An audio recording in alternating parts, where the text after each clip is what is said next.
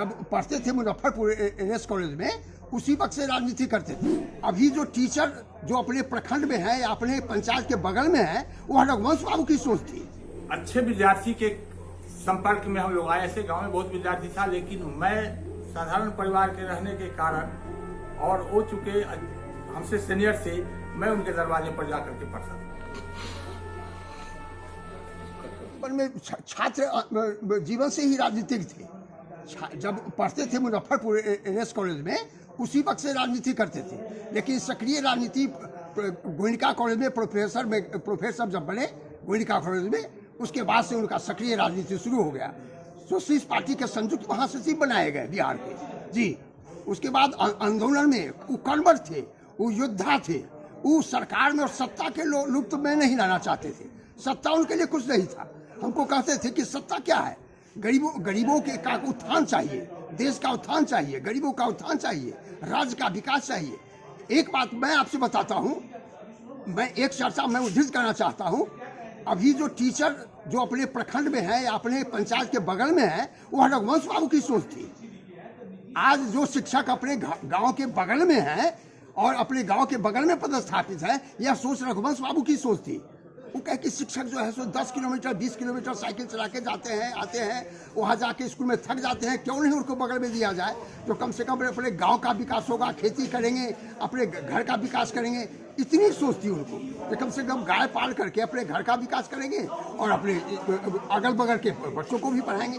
इतनी सोच थी। निधन तो हम डायरेक्ट दिल्ली से थे ना, हमारी आयु कुछ 70 के लगभग है, इसीलिए हमको वहाँ जाने के लिए मना किया गया कि आप नहीं जाइए।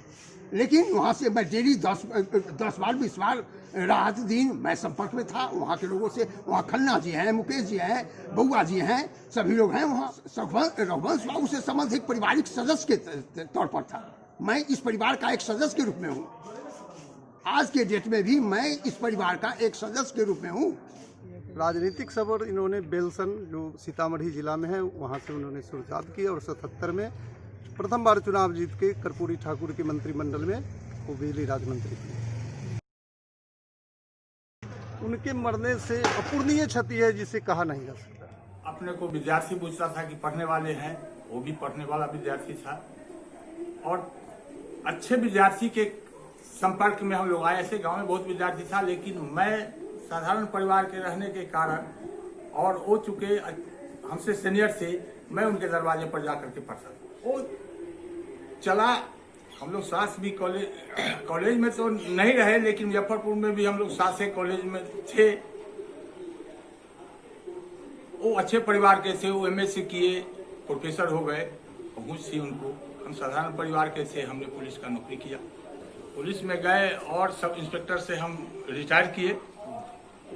लेकिन पुलिस पीरियड में भी उनके डेरा पर आना जाना, मैं आरा में पोस्टेड था, आना जाना उनका यहाँ बराबर बना रहता था। कोई भी मैं कभी भी उनको न स्टेट में मिनिस्टर रहे तो कभी हम बूझे कि ये मंत्री हैं, न ही विधान परिषद के उपाध्यक्ष हुए तभी मैं नहीं बुझा कि उपाध्यक्ष हैं, न ही केंद्र में मंत्री हुए तब भी मैं नहीं बुझा कि यही मंत्री है। वो व्यवहार मेरा वही था जो बचपन का व्यवहार था, वही मेरे साथ। नहीं, न कभी वो फील किए न मैं फील किया।